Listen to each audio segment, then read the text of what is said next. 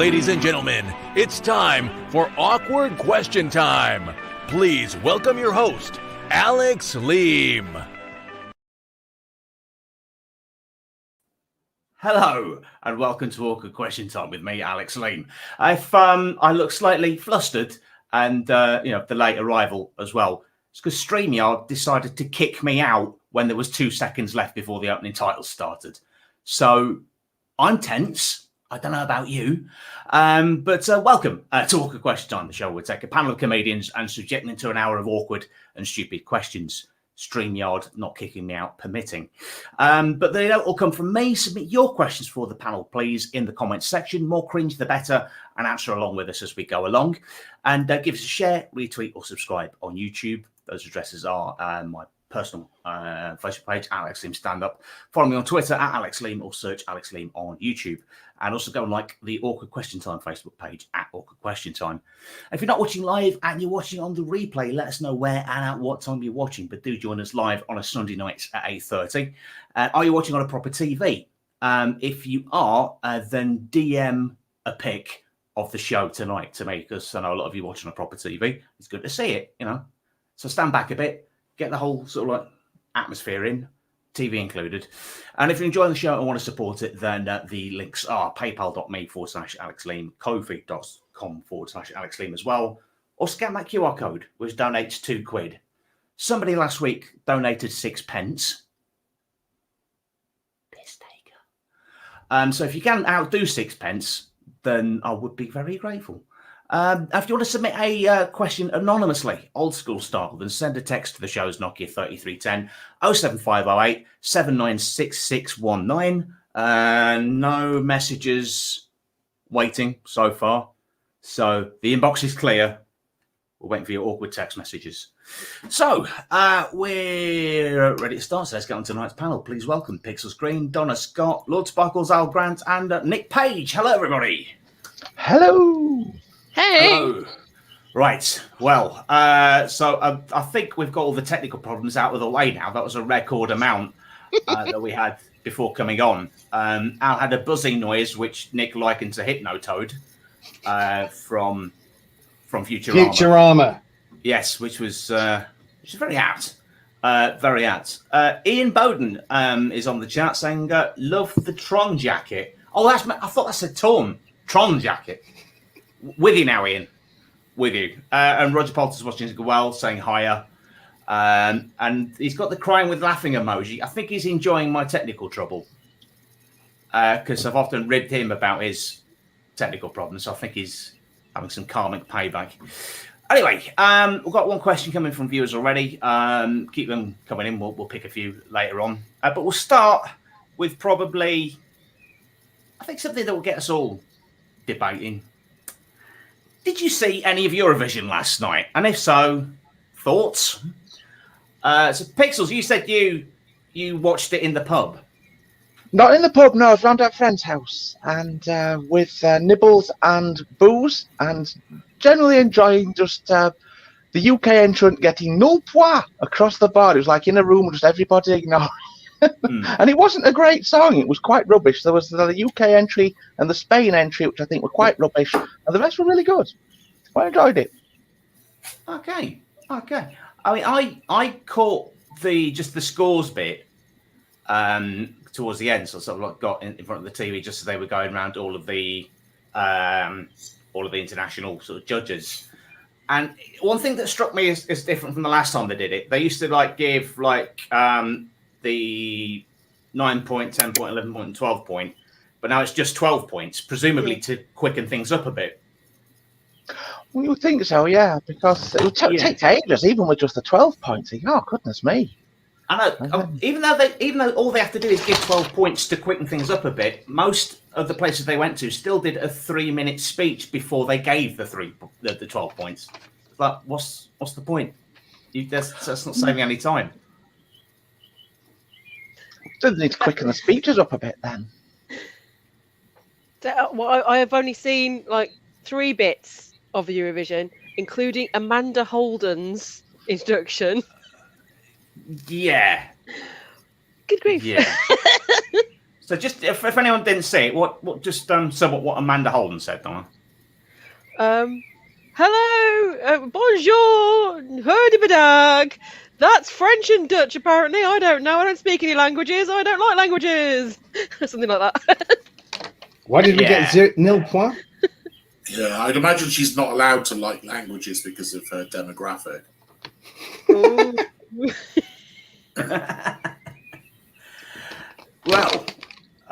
have you got? Is that a score chart that you've got there, Al? Yeah, it is. I actually rated 3 of the songs. Lithuania were absolutely brilliant. They were Right Said Fred, basically, but absolutely fantastic. I love German's Middle Finger, which was just brilliant as well. And they're dancing in their little outfit. That's the one.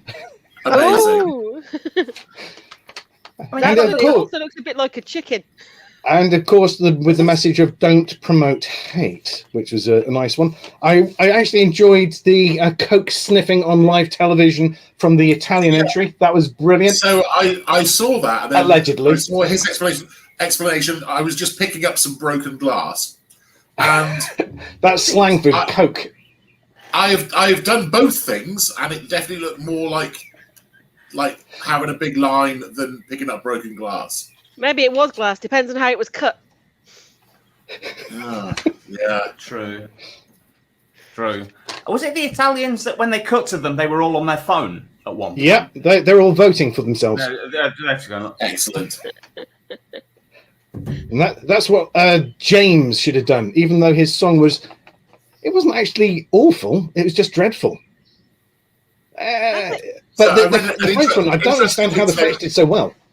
Voila. The song which will win a Song for Europe and the song which will win the Eurovision Song Contest are diametrically opposite songs.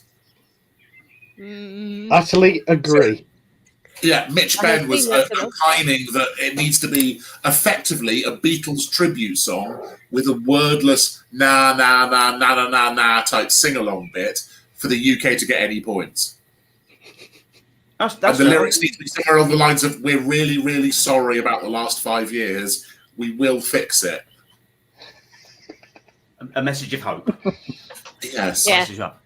I mean, is it me, or are we like the only country that doesn't field like our most promising pop stars into it? Because it strikes me that the rest of Europe has like the most serious, and their pop stars who use it as a career boosting thing, but our musical talent look at it and go, not a chance, it will kill my career if I do that. My friend James did it a few years ago and it did okay for him. He does a lot of musicals, so it's boosted his career as a leading man in West End musicals. Okay. I used to know one of the writers of a number 3 scoring Eurovision entry back in the early 2000s, Jessica Garlick with Baby Come Back. And the chap who wrote that was a pilot and occasionally did a bit of sales work for the company I work with. Yeah. That's cool. I'm guessing well, obviously, Flow Rider didn't get any joy from that particular thing for San Marino with bugger all points for them. A logical step for him to be a support act for San Marino. Was there an advert out pretty much after Eurovision saying take part in next year's contest? I think they might, start asking for people to, can somebody really try? No, I think everyone did really try. Well, there's talk about next year's entry already. I'm aware of the hashtag that you're putting up, Al. I think it's just funny if none of us acknowledge it. That's fine. That's fine.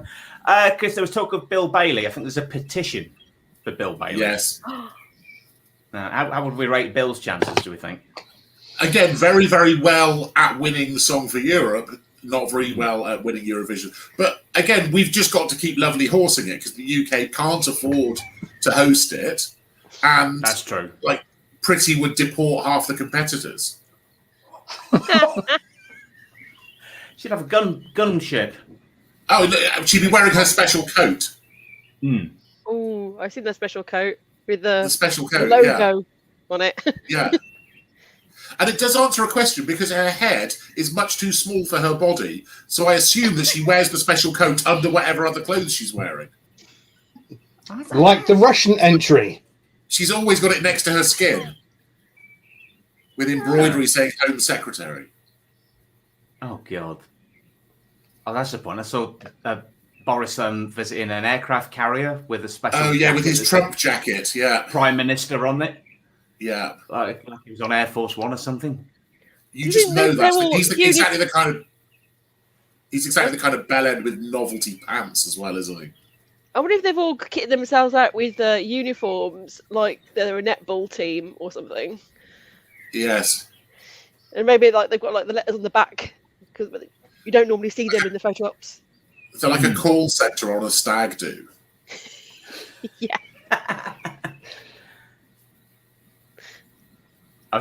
For some reason, I was trying to think of the initials of Chancellor of the Exchequer, just for whatever Rishi Sunak could be wearing, and I honestly couldn't think of what the initials were. Cool. It's been a hard week. Ian Bowden has submitted it could be Chancellor undermining national treasures. There we go. What does that abbreviate to? Get a chalkboard, Al. Get a chalkboard. Ian Bowden, if you entered Eurovision, what would be your language, song title, and style? And if you're voting 0 points for a country on spite alone, who would it be? So that's 3 questions to unpack. Language, song title, and style. So I think surely just like overly camp and attention-seeking is the only style. You can't be subtle. Yeah, and I think for myself it would have to either be English because that's the only one I could speak. Because I mean, you can't really do songs in Pascal, and that's the only other language I know, and even that's very outdated. So, but a traditional language. Yeah. I think binary would be good because like that would be a winning song for Europe because of the sing-along nature of the I-O kind of chorus. Yeah, I think I'd try Italian just because I know that Matt Monro for his entire career did loads of songs in Italian and he never spoke a word of it. He had no idea what he was singing. Like, that there was the opposite of that. I remember seeing a thing about it was an Italian pop star released a single using sort of nonsense English sounding words in the 60s on the grounds that any English pop was selling really, really well in Italy. So he just released what he thought sounded like an English pop song, and it's complete nonsense. I can't remember his name or the name of the tune or anything useful to do with that. I do apologise. It's become a Nana anecdote. If anyone viewing can quickly Google that and let us know who it was, look it up. George Coppin is suggesting singing in Wookiee. Could be interesting. Once it becomes an international language, that'll be one to consider. Most of the singing does sound like Wookiee. Yeah. I've actually read the rules for this, by the way. The rules are you can perform in any language. It doesn't have to actually be an actual language itself. It can be just gibberish, obviously from Gibraltar. And make sure that you can have as much emphasis on sounds as well. Tick-tock, ning-nong, and other things like that. Not a problem. Not a problem. I think he's dead now, but he did exceptionally well in Japan, apparently. But Scatman John would have been... You want to throw back to the early 2000s? I bought that single, and it wasn't until a few years ago that I realised that he wasn't Scatman Carruthers. Because I kept saying people, "Oh, he plays jazz in the Transformers movie," you know. Scatman John is John Carruthers. So there's a lot to take in there. So you thought he was like a legit jazz artist? Not only that, but I thought he was the excellent Transformer Jazz the police car. We say that's... What, I think we should do like a song that is the universal language of peace greeting in Transformers, which I think is you need not nini nong. Somebody else will know, but yeah, it sounds a bit like that. That's got Eurovision written all over it. Adriano Celentano. Thank you, John McKenzie. Good. So that's. We'll look that up. We'll post it on the page. Thank you, John. After it's all done. Any other Eurovision things before we go on to the next question? A friend of mine got a cold sore after he snogged Gina G back in the day. Ooh. Cold? That's like that strikes me as like a Disney level STI. Yeah. It's just a little bit of an STI. Yeah. Yeah. It's a family friendly transmitted infection. And herpes is a little bit more.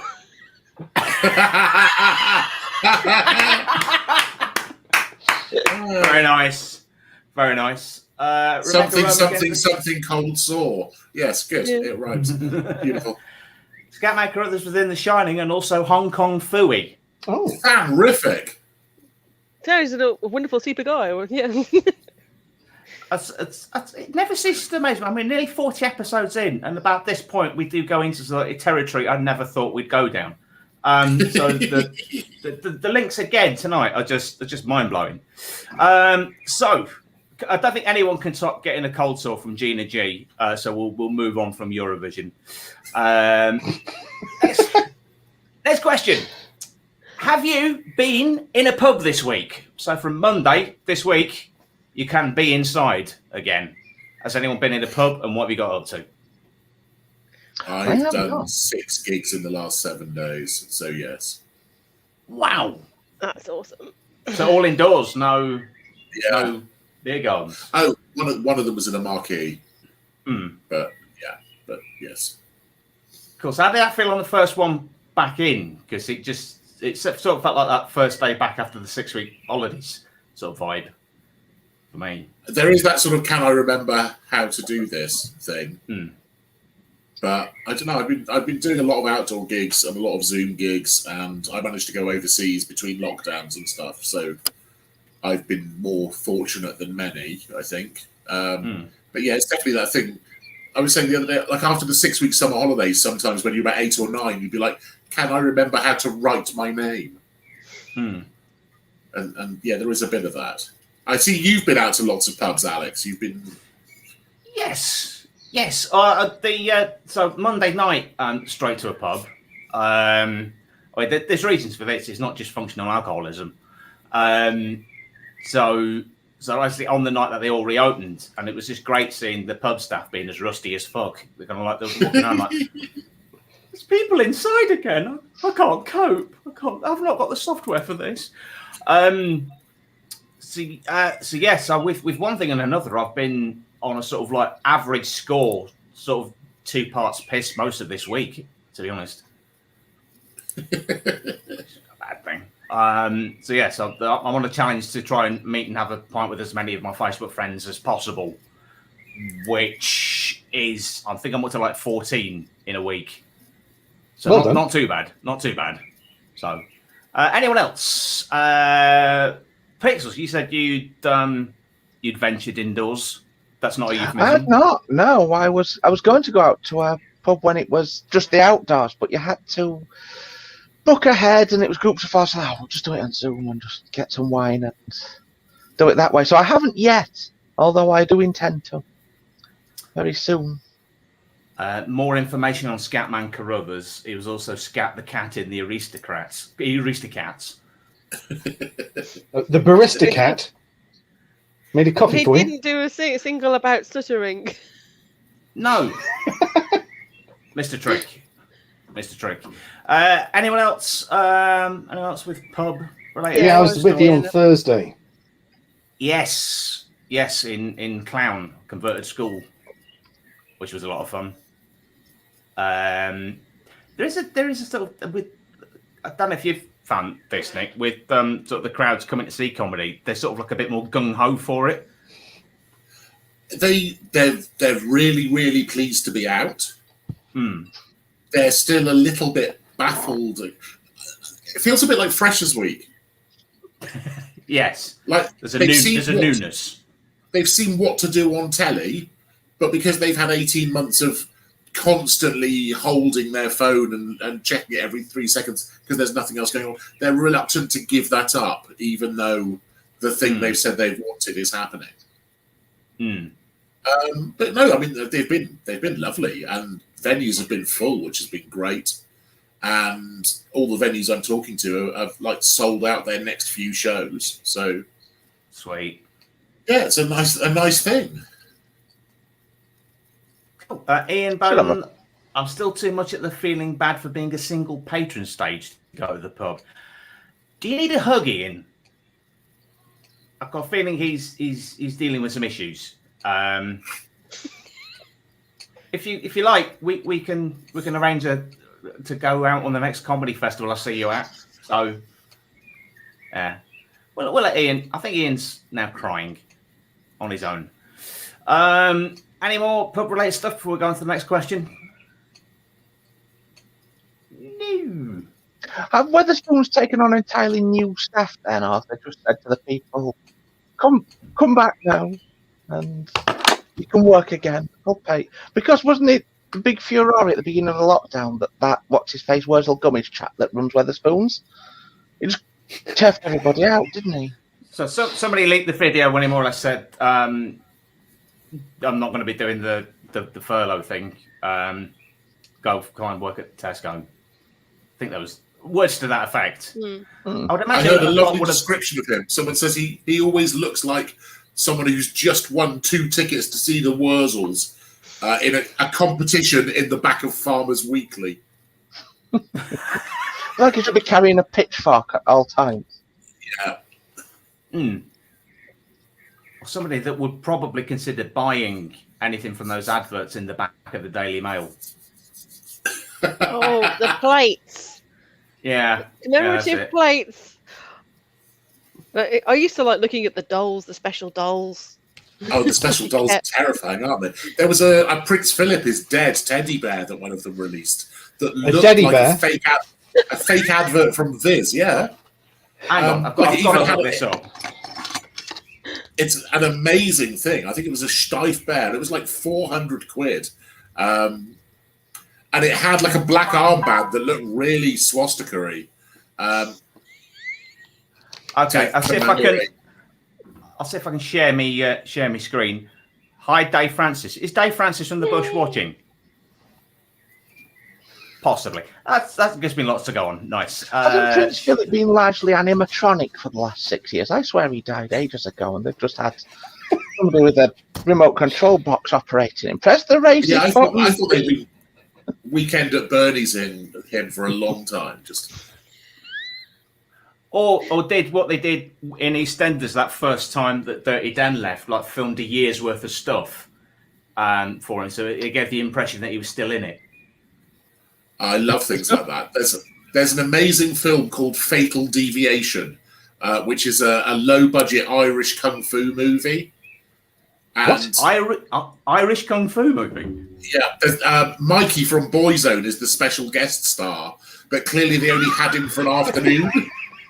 And so they filmed all of his scenes in the afternoon in a hotel, and they just moved him to different locations around the hotel and got him to know bits of what can only be described as dialogue. And then they've cut them in semi-relevant places. It's an amazing, amazing film. I think I found the Prince Philip Memorial teddy bear. Yeah, that's the one. It says by a stiff. Oh, yeah, that's unfortunate, isn't it? I love the fact that there's a quote from the Queen underneath it, like she's endorsing it. You see just there? Yeah. Like as if she's giving it 5 stars. And also, how else would you know how long someone had lived unless their birth and death dates were on the paws of a bear? I mean, does it say how much it is? You said it's about 400 odd quid. Yeah, what's something like that? Oh God! See, it's got a lovely face, sort of like a quizzical look to it. A bit like it kind of hurts, like Prince Harry. Well, why are you doing this to me? So come on, if 200 people donate, Alex will buy it. Yes, if we club together, I'll get the Prince Philip is Dead there. Can I have the medal? Yes. Okay. I'll have the paws, the bottom two. We'll divide it up. I think you check your feet now and make sure that there's no dates written on them. That's a point. I've got the word Andy on one of mine. Hey. My mind was going there, but you sort of articulated it quicker. Thank you. Yeah. Yeah, sorry. Yeah. No. Can I not hear birdsong, or am I having a meltdown? It's my house, sorry. I live in the cabin in the woods. And Okay. as such, the windows out and the birds do their murmuring and shit all over the cars. That's what they do. Donna's been to my house. You've seen the birds, haven't you? I've seen all Just the birds. say, there you go. Yes. It's And the loads of trampoline. loads of flamingos, hardly any peacocks. They taste delicious. Mm. Okay, and on that note, on to our next question, which is, can you name something that really annoys you about social media, any platform? Oh God, how long have you got? Oh, right, we'll start with you then, Pixels. Yeah, you seem particularly venomous, so what grinds your gears? Well, with Reddit, which is sort of one of the ancillary ones, basically every subreddit within Reddit eventually becomes the same 5 posts posted over and over again for people to just kind of get their fake internet points on it. So that's like a forum thing, Reddit. Yeah. I'm not familiar with it. It's a forum. You set up a forum on a particular topic, and it can, be on anything. And they've been getting rid of the, the deeply racist and sexist ones recently. But yeah, so you get to this point of saying, "Oh, it's my turn to post this next week," and yeah, it's got to the point now. It's like I've got to the situation where I hate social media, but now it's become that thing where it's once I've checked social media and that's the internet done. It's like I want to go back to the old days where I look at a website, but I don't know any anymore. Yeah, blogs used to be a thing, didn't they? You used to read all the blogs, and you have a blog roll. You just go pop into each of them. You popped a live journal. You'd see how people are doing. You'd write some fanfic, and then you'd be on your way. Yeah. Any other sites that do times. nothing? Simpler times, absolutely. There's no Facebook fatigue with one of these. It wasn't it Reddit where they had that big conspiracy to inflate that stock recently. GameStop. Oh, the GameStop, yeah. GameStop. And then they shut down the site they're all buying the stocks from. It's kind of like Robin Hood. Oh, no. Yeah, it's like, oh no, you can't artificially inflate stock to make money. That's our job. How dare you? It's like not so quickly saying that the game is rigged. That one was. Any other? I mean, I find all of it annoying. It has different levels. The expectation that one would have constant output on some form of it is very, very grating. I'm possibly the only middle-aged comic that doesn't have a podcast. Like most of them seem to have 4 or 5, and they're pretty much getting each other on as guests and only listening to it themselves, and I just hate it. I've yet to find out how to get off LinkedIn, and I never know how I got on LinkedIn. Just to get the update. Every couple of days I get an email telling me something about somebody I don't care about on LinkedIn, and I try and unsubscribe, and that doesn't work. I delete Twitter every time I get more than a couple of 100 followers on it, because that annoys me, and then I panic that people know too much about me. And I resent the fact that I have to have Facebook for work, for getting gigs and stuff. It's like one of them at least is a necessary evil that you can't ignore. Yes. There's something about TikTok that irritates me, even though I'm not on it. Yeah. There's something there. Yeah, there's a bit of a trend amongst comedians on Facebook just going, I've only been on TikTok for half a day, and look at this. I've got 7 million followers and 3,000 watch hours and $5,000 in royalties. What are you doing with your life? Oh, fuck off. I've been sent a free thing that I will pretend that I enjoy eating. Delicious, whatever this is. Yeah. There's been a lot of that.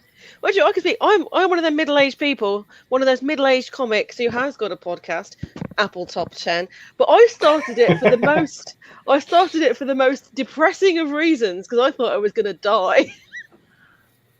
I didn't want to put a post on social media.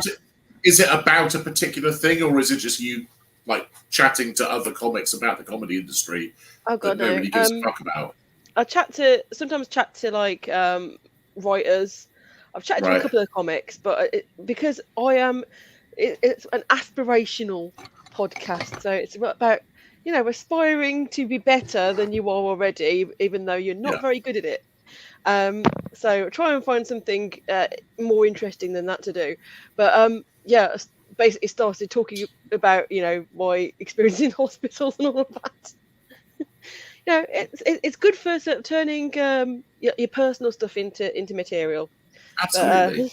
And things like that. I mean, medical stuff is endlessly fascinating to everybody, which is why Adam Kay is the best-selling non-fiction author of the 21st century. Oh, is that This Is Going to Hurt? Yeah. Yeah. I think I'm responsible for a few of the sales because I bought one for myself and then they kept buying it for people saying you must read this. Yeah, similarly. And then when they score a hit with something, then you usually have this hastily done follow-up to cash in on let's say Christmas. Because didn't he have 'Twas the Night Shift Before Christmas? Yes, and he's got a couple of kids' medical books coming out, and a series being made of This Is Going to Hurt, and a film being made of This Is Going to Hurt. He's done so well out of it, and he's such a lovely guy. It's a great thing. Oh, fair play. And also, George, it's meant that publishers are very keen to be buying books from comics doing other stuff. So Nick Pettigrew got a whopping deal for his book about being an antisocial behaviour officer, and I'm quite pleased with how negotiations are going about my book about doing community service. So, cool. Yes. Who would play you then if it went as far as Adam Kay's and went to a film? Well, I mean, so many choices. Obviously, they'd be playing a younger me, so there would be some beautiful up and coming actor could take on that part of the jaded forger. If somebody could quickly leaf through Spotlight and give us some suggestions of who could play a young Nick. How about George Coppin? George Coppin, that's true. There's a slight. It'd be about 4 foot smaller than a young Nick on account of that represents his age difference. Nice. Okay.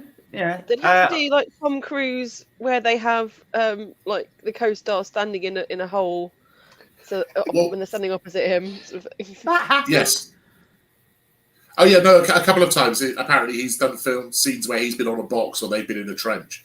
Because it always reminded me, I had a very, very beautiful Whippet cross once that lots of people wanted to mate to their greyhounds and lurchers and what have you. And we would, because they would always be much taller than him, we would always have to put the bitch in what was referred to as the fuck trench.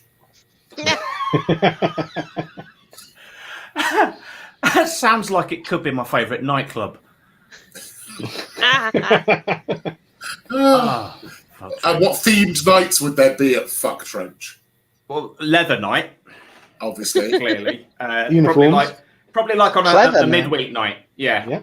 Pleather. Yeah, no, pleather. That would be more my style. Yeah, very good. Yeah. Pleather. I remember a friend of mine showing me delightedly flyers for the Hoist Club, and the night he was going to at the Hoist Club, which was just called Fist. Well, targeted, no ambiguity. That's good.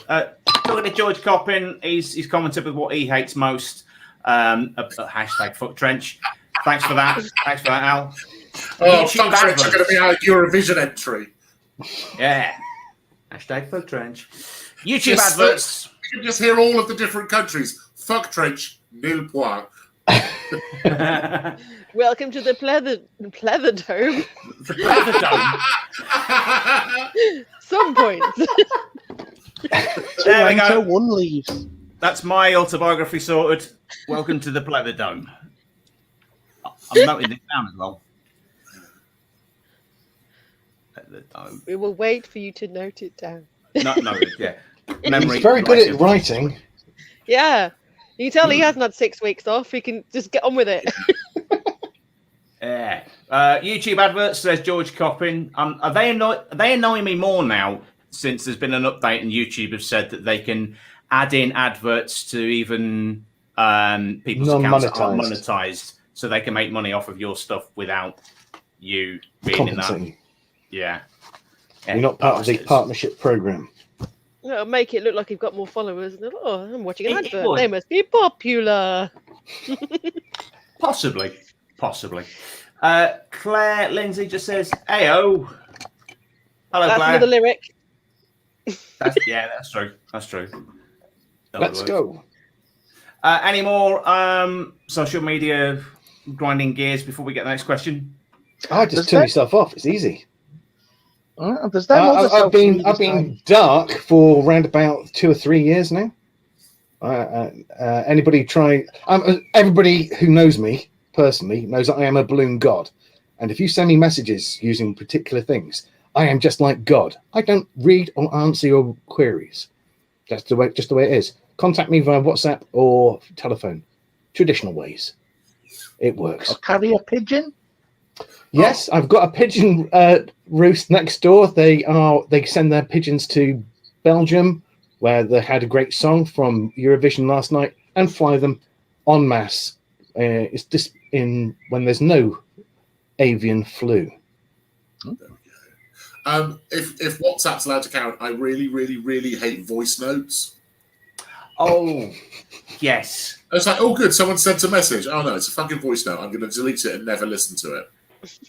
That has it's got a certain intrusive sort of quality to it. It's the same people that send voice notes are also the same people that go, "Oh, I hate it when people leave a voicemail," when they've done effectively the same thing but in a more intrusive fashion. Yeah, but it's like then you've got to go through rigmarole like sticking it right up to your ear. It's like I can't really do this that loud, or then the pressure to then do a voice note back to them. So I send them a reply which is, "I've deleted your voice note without listening to it. Please write down what it was you wanted." Nice. There's an egg filter on Snapchat that I would happily conduct all of my life on. If everybody could wear glasses that just applies that filter, I would be happy. So does that make you look like an egg? Yeah, just put your eyes and lips on an egg, and it raises the pitch of your voice, and it's incredibly fun. Would eggs be high pitched if they could talk? Well, they're quite small, aren't they? You think, yeah. They're unborn, so they've clearly not gone through puberty. So, yeah. True. Right, I've got a text question that's come through on the Nokia. I've not read the whole thing yet, so let's see how bad this gets. How's this for awkward? I've heard rumours Alex is back at the Crafty Clown on Saturday and is actually down to do fun night. Oh, okay. That must be from George, who's informing me that I'm now triple booked for something. Right. I don't know if anyone else has found this. So, like, there's been quite a sharp curve of kind of like lockdown. Everything's back to normal, and it's like my memory is still sort of like in February, so it hasn't quite adjusted yet, and hasn't quite got its head out of. I've definitely not adjusted to it. I mean, even though I have been out to the pub like, as a punter, and I just. There's a lot of going on. A lot of people sort of like just getting out there, doing things. And I'm like, I want to do one thing at a time, very slowly, do it well, and also sleep. It's got feeling. How can I liken this feeling to sort of like being held hostage in the boot of somebody's car, and then suddenly I've only done that to you once. But that feeling of the boot being opened and bright sunshine on your face and you can get out. It's like, I don't want to. I'll move on before I torture any more metaphors. Thanks, George. Awkward. And there's an egg. Beautifully. I wondered what you were doing there. Oh, all right. Very, very cute eyes on the egg. I suppose you didn't do it as a balloon. Speed. It looks very distressed for an egg. Pardon? Very distressed expression. I was like, help, I'm an egg. What, you just noticed?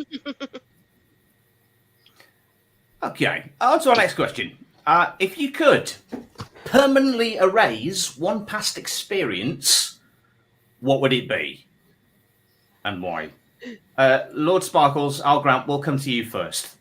Okay, so back when I was in secondary school, I was chased James Bond style by a hovercraft from the top pitch to the red gravel, or what we used to call the red gra. I ended up tumbling down and breaking my arm, causing a small little fracture on my left arm, basically at the elbow. So I found that extremely painful, and I hated that particular experience.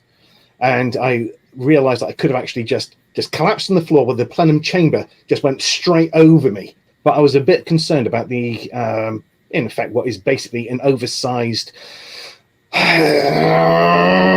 grass cutting machine, lawnmower, just going over me. Oh, that was an experience I did not enjoy. A lawnmower hovercraft? No, it's a proper. No, I'm just likening the plenum chamber. Oh, right, skirt. Okay. So it has a huge fan underneath which spins round, which creates the lift, and I was not looking forward to that at all. So was it out of control, or did you just have a really... Because this thing was moving really fast, and as it span round, it's got a slow turning curve, and sort of like just out of control. And so I panicked and ran like a gazelle, leaping down and smashing my left arm. I would like to erase that from my memory. Well, I don't want to erase it from my memory. I just want to erase it from my past. So it never actually happened, but it did happen. Was there a crowd of people being sympathetic and laughing? No, there's a crowd of people. Now they're laughing, but no, it was just a case of a crowd of people. It's one of those things, and that's it. And to lift a little insight, that was at Chepstow Comprehensive, which is obviously where they have the Welsh Grand National, and that's the reason why I can do a very good Welsh accent. Go. Next person. Okay. Nick, how about yourself? Well, firstly, I'd go back in time and give you spell check for this question. Yeah. I think we found my answer. Yeah, that's bad. That's pretty bad. If I can quote Mo Sislak from The Simpsons, I've done a lot of things I'm not proud of, and the things I am proud of are disgusting. So yeah, I've done a lot of stupid things.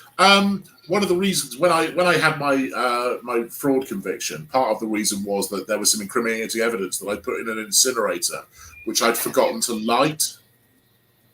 Oh, so I'd go back in time and set that on fire instead of leaving it there for 6 weeks. Yeah, fair enough. But mostly, the stupid things I've done are the things that have made me the stupid person I am. So I'm getting the vibe. I know what you mean. Pixels, about yourself. I went to see Scouting for Girls once. I'd get rid of that. in fact, because I've been starved of any kind of live entertainment, I've agreed with a friend to go and see a band called Field Music, which I've never heard of. And I thought, well, I'll go and see them because it's going out, it's going to see someone, but it can't be as bad as when I went sight unseen to go and see Scouting for Girls, which was awful. That I think is probably altered what my answer was going to be. Well, then if I got rid of that, I may repeat it. Are they still? Oh, they've split up or something like that. They're like Shed 7. You'll never. That'd be like the worst kind of Groundhog Day. Each time forced to relive the day when you go and see Scouting for Girls because you forgot that you hated them. Instead of waking up to "Have I Got You, babes," she's so lovely. She's so lovely. That's the only song people can name from Scouting for Girls, have it? That's it. Didn't they do one that what if they did it with egg filters? Yeah. You see, because at first I thought the band name was some sort of reference to the Girl Scout movement, but in fact they're just named after the person that TLC were referring to in the song No Scrubs. That's what they were naming themselves, and who would call themselves that? I think if ever there was a band that looked like they'd be hanging out the passenger side of their best friend's ride trying to holler at you, it was them. Yeah. You're so urban, Nick. I love that. I am, brat. Yeah. Beautiful. What's that? You're. I mean, I sent I've you been to several towns. So street. I have a similar sort of traumatic experience when I went to see the St. Trinians movie. Which one? The one with the first Perry's remake. ex-husband. Yeah, the first remake with Russell Brand as Flash Harry and oh god, what's his face as the headmistress? Oh, King's Speech. Yeah. No, Colin Farrell? Rupert Everett. Oh, really? Rupert Everett. It was the first film I've ever been to see where I found comfort by taking my jacket off and put it over my face. And the only reason why I enjoyed it is because the person I was going out with at the time really wanted to see it because they loved Russell Brand. So I thought, okay, well, this might get me some brownie points. You never know. Could be a laugh. No. Did you get any brownie points? Or just beautifully done, Al, but no. No. If you're referring to what I think you're referring to. Oh, you know I'm referring to what you think I'm thinking of. I know. Yeah. Yes, exactly. Yeah, chocolate brownies. Donna, any Donut Daddy. experiences? I'd probably there's a few things. I was going to say there's a particular award ceremony with George R.R. Martin when I was presenting, and it went horribly wrong. And then I had people shouting at me on Twitter and in the bar afterwards, and I'd had too much to drink, and I shouted back. I'd probably take that one away. But gig-wise, I am an old goth, so I went to see The Mission at Dudley JB's when it was the back of Pathfinders back in the day, and I was right on the front row. I could look over and I noticed that Wayne Hussey, the lead singer, had the same size DMs as me, Child's 4.5, and I was like, ooh.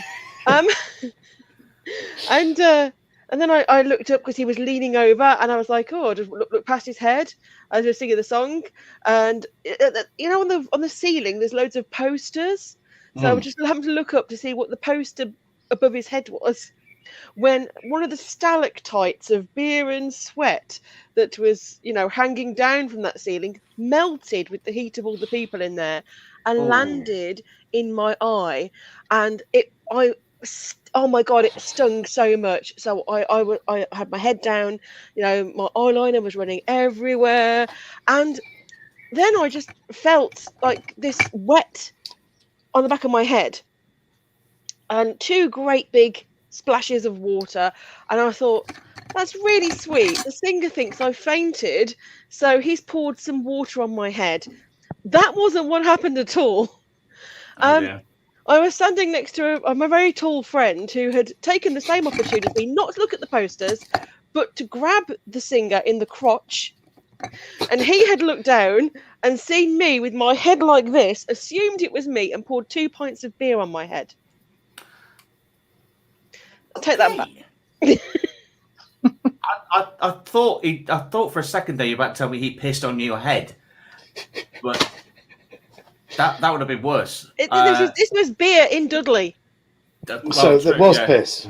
Similar sort of makeup. I've been hit with like a bottle of piss at a festival before, which has been as pleasant as you think it's going to be. Yeah, and then wasn't that a sugar cube, Sam?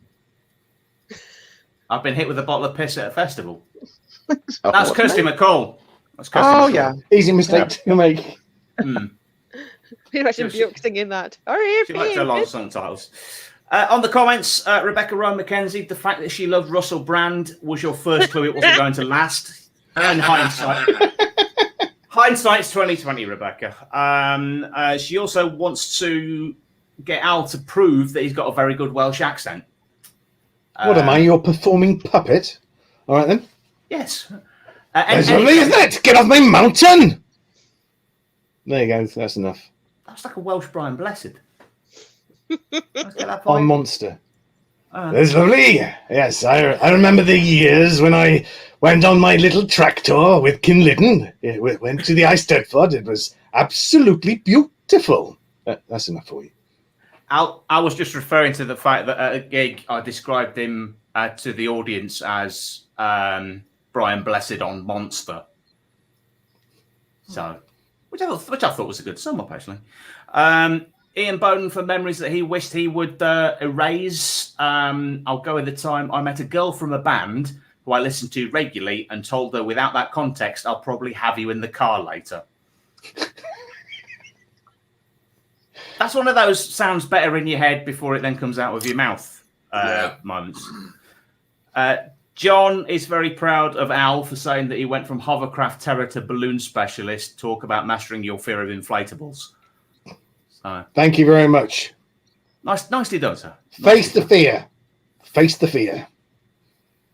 Right, we'll get one final question because we're almost at the end already. It's zipped past. Actually, has everyone answered the eraser past? That magical time of night when I'm losing count. Yes. Yeah. Yes. Everybody's answered. I'm loving the thought of a Dudley-based goth. That's a perfect accent. I'm not going to have a go at doing it, but Dudley goth. And if your eyeliner was running, wouldn't it have been running to start with? I mean, go and see been running more. Go and see the mission. I would have thought that would be de rigueur anyway. But move on quick. I could go into a deep rabbit hole there. Well, indeed, and another great name for a club. The deep rabbit hole. Final question. What's the weirdest thing you've learnt from another comedian? Now, I put this in just because when I got talking to a Canadian comedian once, they told me about the existence of the animated series, The Mike Tyson Mysteries. The what? This is for real. There is, because we were talking about, they said they're only over here for a few weeks and they're finding British Netflix isn't as good as Canadian Netflix. And I said, all right, what's so good about Canadian Netflix? And they went, The Mike Tyson Mysteries. What? So it's an animated series done in Hanna-Barbera sort of style, voiced by actual Mike Tyson, where he solves mysteries and what have you with his assistants, one of which being the ghost of the Marquis of Queensberry, who invented the rules of boxing, modern boxing. Yeah. All right, so episode 1, the mystery of why Tyson got convicted of rape and only served 2 years. That would be a two-part sort of season finale. Yeah. Okay. Just see if I can find a photo of this. Yeah, so even when I had clips on YouTube in front of me, I still couldn't believe that this was a thing. There we go. I know the Marquis of Queensberry was I know him. The Marquis of Queensberry was the guy that Oscar Wilde tried to. I see it. He's got a pigeon on his head. There we go. I think, yeah, there we go. So there he is. There's his grand. You can see the ghost of the Marquis of Queensberry and some Chinese woman in a tracksuit. And I think the pigeon was also. Hello, Neil. Have you come to see that this is a thing as well? He's gone. So that has stuck in my mind as the weirdest thing I've ever learned from another comedian. Anyone else learn anything weird from him being in a conversation with another comic? A lot of the Canadian comics have gone like proper full mental during lockdown and have become like big conspiracy theorists, and because I think they spend too much time talking to other Canadian comics and smoking too much skunk and watching too much YouTube that isn't the Mike Tyson Mysteries. Rebecca Rowan McKenzie has just tops that with saying, I see your Mike Tyson Mysteries and raise you the Jackie Chan Adventures. Yeah, Jackie Chan Adventures is very, very straightforward, though. Yeah. Was that old Mr. T cartoon back in the 80s as well? Where we'd learn a lesson at the end of every episode, and Mr. T would be in the gym and say, well, the kids today, they learned the lessons. But in a Mr. T voice. My friend Brett is a pilot, and as he was walking through LAX, he saw Mr. T, and it was just as his son had been born about 3 weeks before, and he saw Mr. T and ran up to him, and he said, like, he's a 40-year-old pilot, and he felt like he was 10 years old again. And he ran up to him and he was like, Mr. T, I've got a new son. I used to be the biggest fan of the A-Team. Will you record a message on my phone for my son? And Mr. T grabs his phone and shouts, what's the son's name? And he was like, Thomas, right? Listen to me, Thomas. Stay off drugs and stay in school. Don't be a fool, right?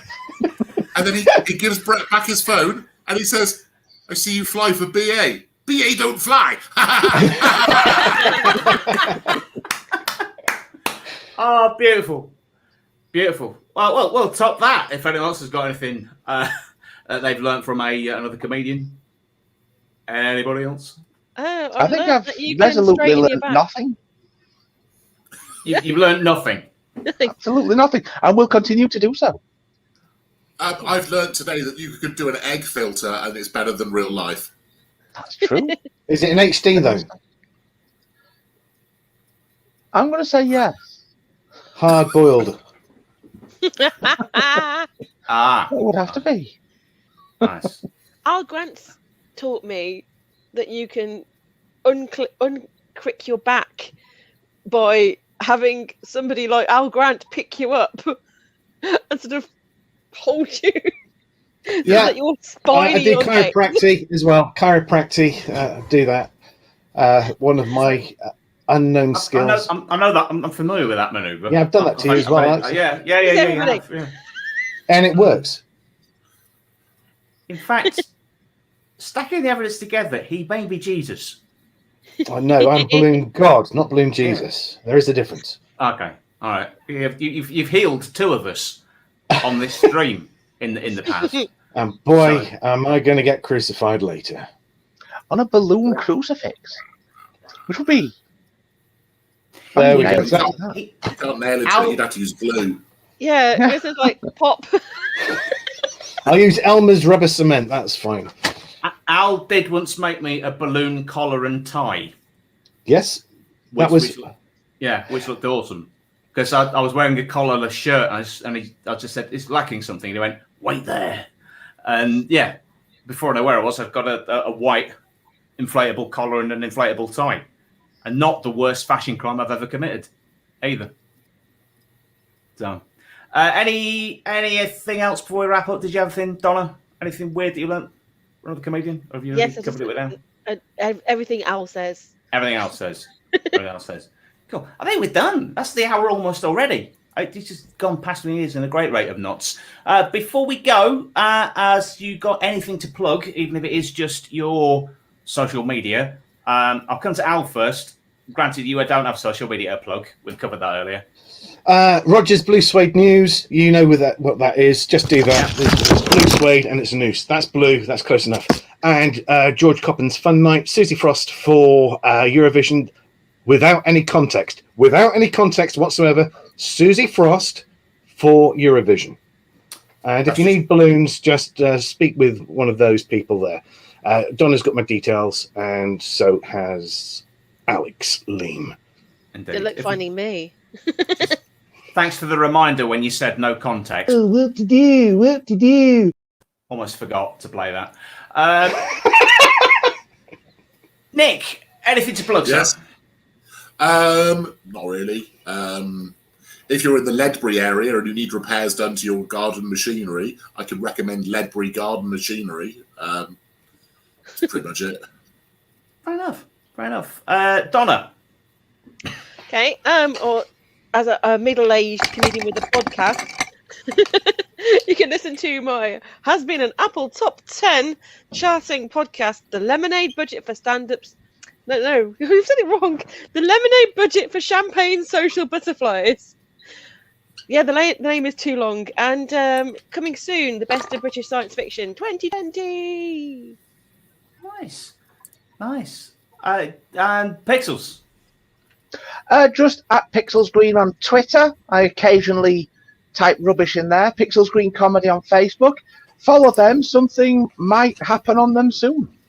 There you go. That's something to look forward to. Great. That sounded more like a threat. I like that.